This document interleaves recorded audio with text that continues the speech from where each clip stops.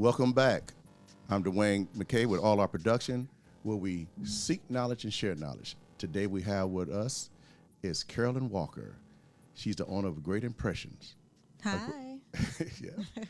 She has a graphic design company, and she's been in business for 24 years. 24 years. In May, yeah. So I've been knowing Carolyn for a long time. I try to follow her footsteps in some ways because she just eventually, I always tell my wife, I said, Carolyn got guts. She moved out of her house, and she's going to explain the story. I'll just give you a pre-story of her adventure. And when she moved out of her house and bought this, or went into this building, I said, Carolyn got guts. It take some gall to leave a place and go somewhere else and have a overhead with rent, electric, and things of that nature. But I'm gonna have her tell the story of her adventure because I've been with her I've been knowing her since she started her business in her basement at her house, and I was one of the ones that would come and help her lay out some stuff. I remember her first thing, the book she laid out, and we helped her. I'll never forget that, in 1999, I think. Well, Carolyn, I want you to take away, give us your story. Okay. I know you're from Detroit. You started out in Detroit. Take it from here. all right, sounds good. Thank you for this opportunity to share my story. Thank you for inviting me onto your show. And I started. It's been quite a while, actually. I worked about 12 to 15 years in the industry.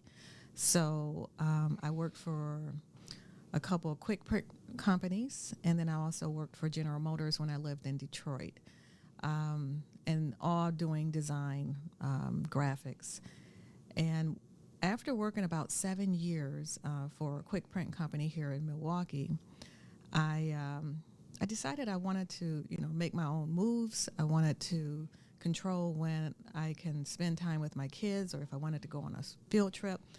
So I saw other brokers coming into the company that I was working for. And so after watching them for a while, I'm like, I could do that. And so it was May 1st, 1998. That I decided to quit my job and go full force and do my own thing. I don't know if you guys remember when Best Buy used to always feature a computer on their front page of their little sales paper each Sunday. And that week, I'm like, whatever's on the front, I'm buying that. That's the computer I'm getting. So got a computer and just started doing things on my own. I mean, it took a lot. The first few years, of course, it took me probably 3 years to get profitable. And thank God at that time I had a husband and I wasn't concerned about, making the day-to-day and just focused on building my company. And so I focused on a lot of the small companies that just needed business cards. I would go door to door to salons and small restaurants and, small churches and just do, their quick print stuff and a lot of business cards. And so started there, and it took me a while to actually get into what is now my niche market, and that's funeral programs. So it was an idea that I had, and I needed to develop it so I can have samples at the funeral homes. And so initially, I was running around outsourcing, the printing and running around to Office Depot, Kinko's, and getting things printed or bound. And over time, I saw that I needed a printer myself. So I then went out and financed a copier that I actually, a large format, not large format, but a high-speed copier that I actually had in my basement. And, over time, I acquired more and more items, a folder and a couple other computers. And, I did this all in my basement. And what I remember seeing the building over on Burleigh Street being built. And when I saw it, I remember driving by and pointing it out to my daughter, who was at that time maybe 6 or 7. And she said, I told her, I said, that's going to be my building. And I just looked at her and I said, do you believe me? And she told me, yes, because I saw what you did in the basement. You said you were going to get a copier. You said you was going to get a folder. So I believe that you're going to be in that folder, in that office building. And it has now been, I believe, like 19 years that I've been in that office building. So you started off at your house, and you did. You were there in your house for 4 years. I was in my house about 4 or 5 years. Yeah. And when you left your house, you went. The building that you're in now, that's the building you went straight to, right? Correct. Now, I remember your house. In your house, do you remember the first big job we did at Cotillion? Absolutely. For my sorority, Alpha Kappa Alpha, we have a foundation, so we do a cotillion every year. And I remember getting that order, and it was quite an undertaking, and but I got it done. I mean, I was up sometimes, 20 hours a day, but I know how to get the job done, so I did. And I called in actually Dwayne's friend at that time, Lisa, which is now his wife, and she just became my friend. And I remember when you introduced us, you said, she gonna be your best friend. Yeah. And that is true. She is definitely one of my best friends. And she hung with me. She had a full-time job, and she would come in every day after work and stay with me, to the wee hours of the morning, and help me get this job done. So. And I remember just sometimes like 6 o'clock in the morning. Oh yeah, yeah. But even in our business, it's that love help to help you out, your kids, absolutely, your spouse at the time. It's just that help, that love help that get you going. But we want to talk about. You said it took you 3 years to make a profit, and I just like to talk about that because I like to talk about the grind that people go to make it in a business when you start, and how people should understand when you may charge a price, and they may can't understand your work and what we go through. Absolutely, yeah. I mean, people, and I have employees, they'll come in and, they think it's easy. They'll watch me and think, I could do that. And I don't knock anybody for starting their own, because that's how I started. I watched other people, and, I said, I can do it. And I've seen people time and time again try to start, and I actually wouldn't mind even talking to them sometimes to give them some pointers as it relates to, don't jump out and get a storefront initially, until you have the customer base to pay it, because it's quite an undertaking to put that type of pressure on yourself when it's not necessary. Work with the minimum amount of overhead for as long as you can. Yeah.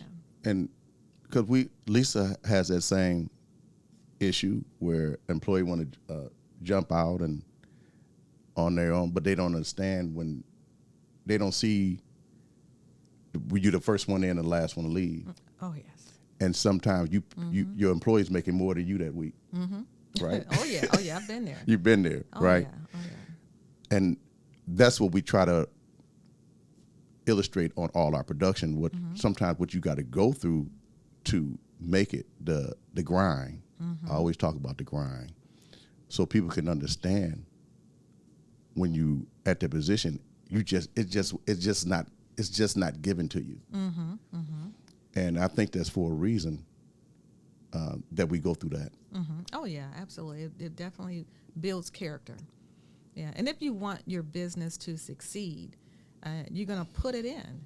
Some people want the glory or the boss type lifestyle and not really realize that, that boss lifestyle cost, and it costs in blood, sweat, and tears, and you have to put it in, and it's no easy way. It's no shortcuts. Yeah.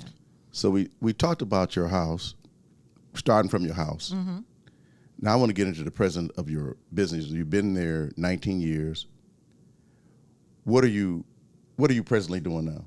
Oh, we have opened the doors to a lot of other items. We recently got into apparel, and I always kind of offered it, but now we're doing it on a larger scale. We're doing direct to garment, and we've been doing that for the last about 2 years.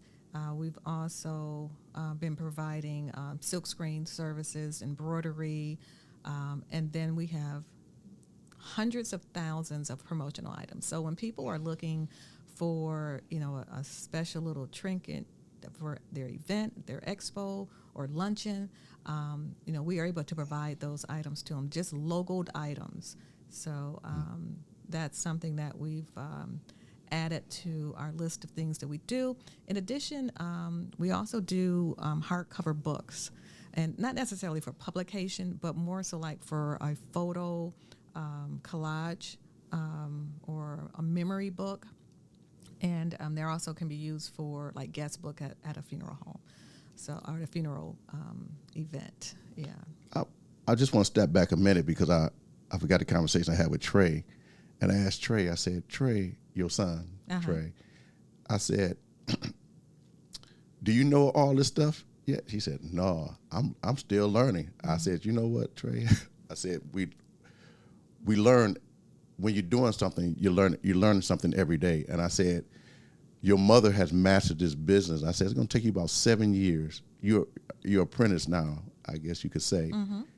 And you're learning every day to learn these machines. You're going to see it in the clip where I'm working with Trey. He's showing me these machines, and he's willing to go through those steps.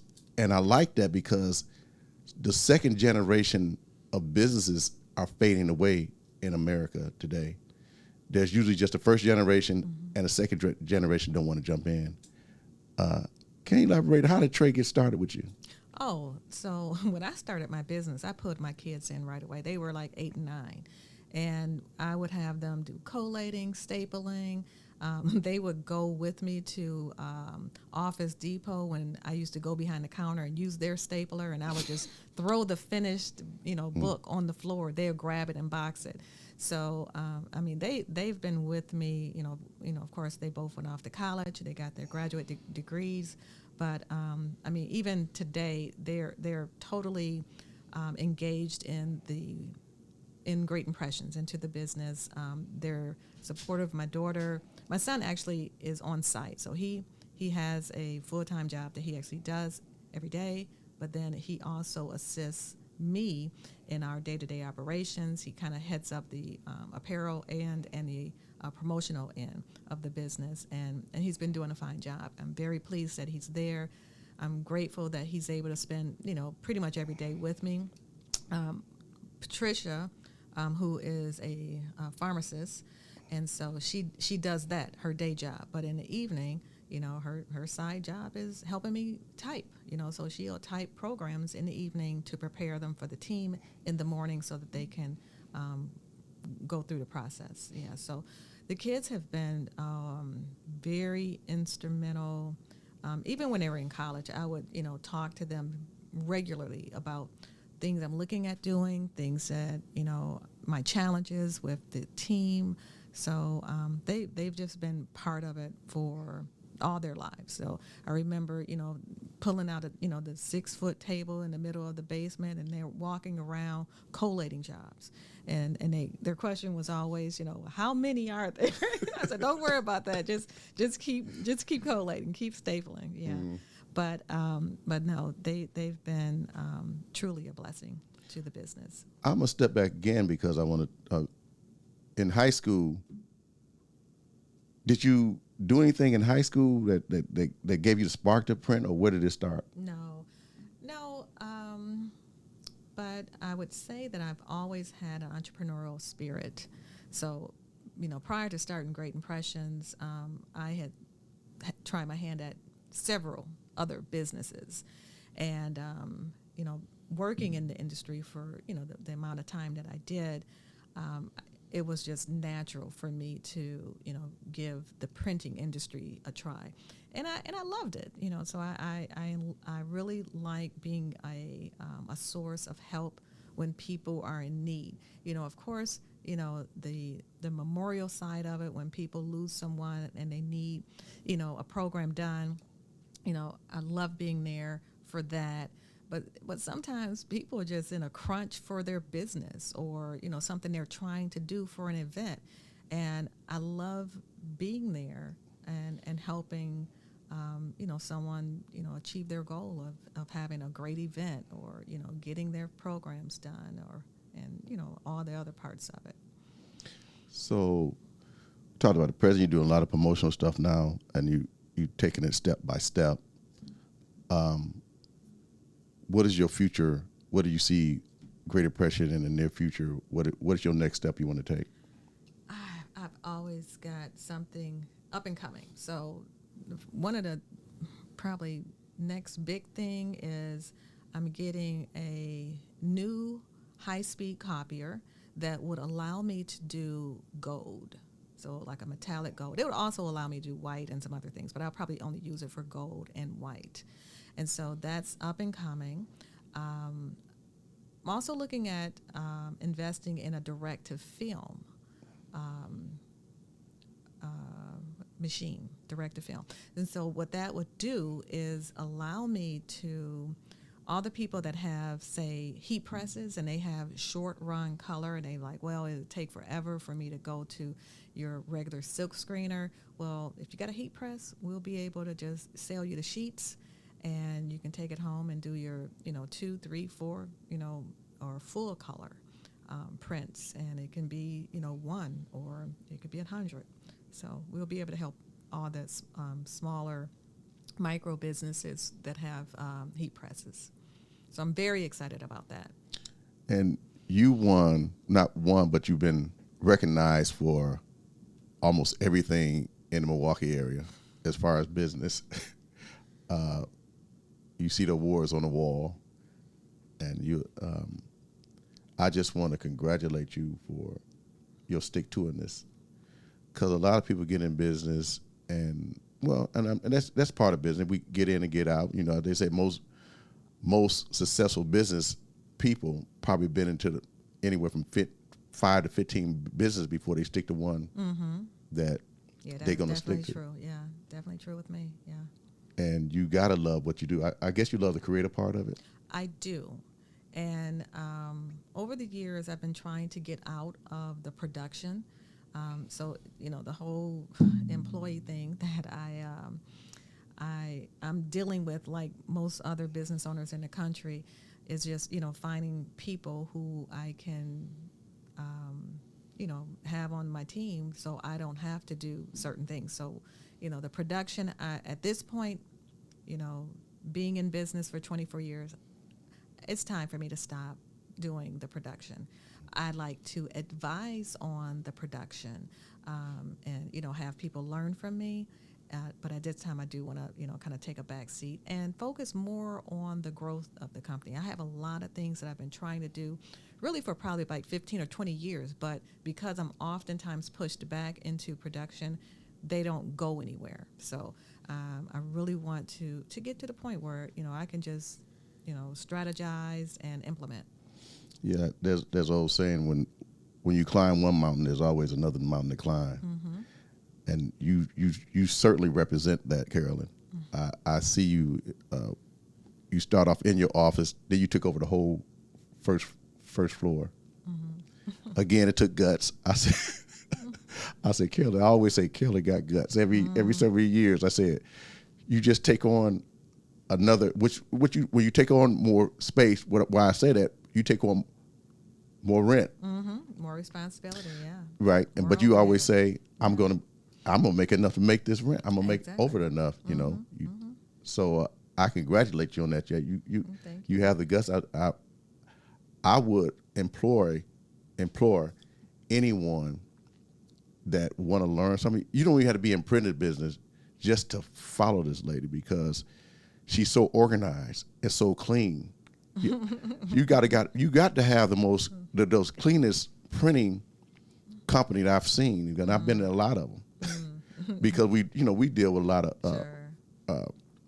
printing in different businesses, and I always say that your house be just immaculate. Thank you. Was your mother like that, or? Yeah, my mother's pretty clean and organized. Yeah. And I noticed it's off the mark, but I just wanted to say that about her and about her kindness too. This lady is so kind. I'm gonna give you a story, and I'm gonna stay strong with this one. Okay.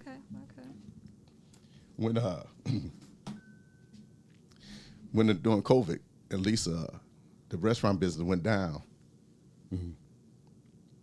She got a grant. Well, I don't know. She called Lisa over to the office, my wife, because she know the restaurant business wasn't doing good.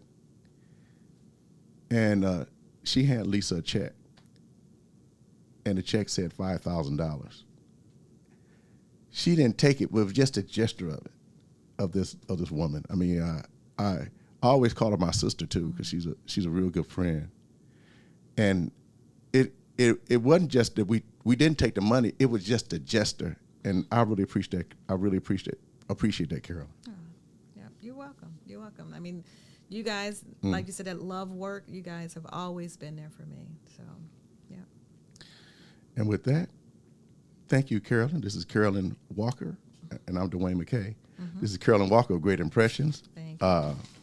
We're going to put information on a link at the bottom of this interview. I wanted to mention one more thing. Oh. So, up and coming, in addition to the things that I mentioned, we are launching an entrepreneurial portion of the business. Not entrepreneurial. What is it called? Apprenticeship. So we're going to be having young people come in, and we'll teach them not only or not necessarily focused on the printing, but the other parts that will give them the soft skills so that they can then go somewhere else and work and be a better employee. So we're working on that now, and we'll be launching that probably within the next 2 months. And just bringing in young people and giving them, the tools and the training to rather, it might just be scoring or collating, using some of our smaller machines, but being part of a team that communicates and how we all work together to get this one goal of a satisfied customer. So looking at working with young people, because it's been a challenge for me to find good help. And so I've kind of taken on the posture, I'm gonna make good help. So okay. Well, that's good because you didn't even see the interview yet, but Terrence, we were just talking about that. I was just saying we have to take responsibility and not depend on other people to show our young kids skills. We just can't depend on the teachers and the politicians and whoever we pointing fingers, but you're taking into your own hands how I can teach a child or kid, a young person, some skills. And we appreciate that. I just talked about that on last show, and Lisa does it with her culinary skills. Terrence does it with his photography skills, and you getting ready to do it with your graphic skills. And I implore anyone that has a skill. I said it in the other show. Do that. Do just what she does. That is what's needed. You never know what fire you can put under a person. I was listening to a Mike Tyson interview the other day. He said the biggest thing what changed him from being a robber, a burglar, and stuff in New York between the age, he said at 9 he was robbing houses or burglarizing houses. He said what changed him at 12, he went to a boys' home or a center, and he said Muhammad Ali walked in, And when he saw Muhammad Ali walk in, he had just saw the film "I'm the Greatest" in like 1977, 78. He said after seeing that film, Muhammad Ali walked in. He looked at Muhammad Ali and said, "I want to be like him." From that day, he changed his life.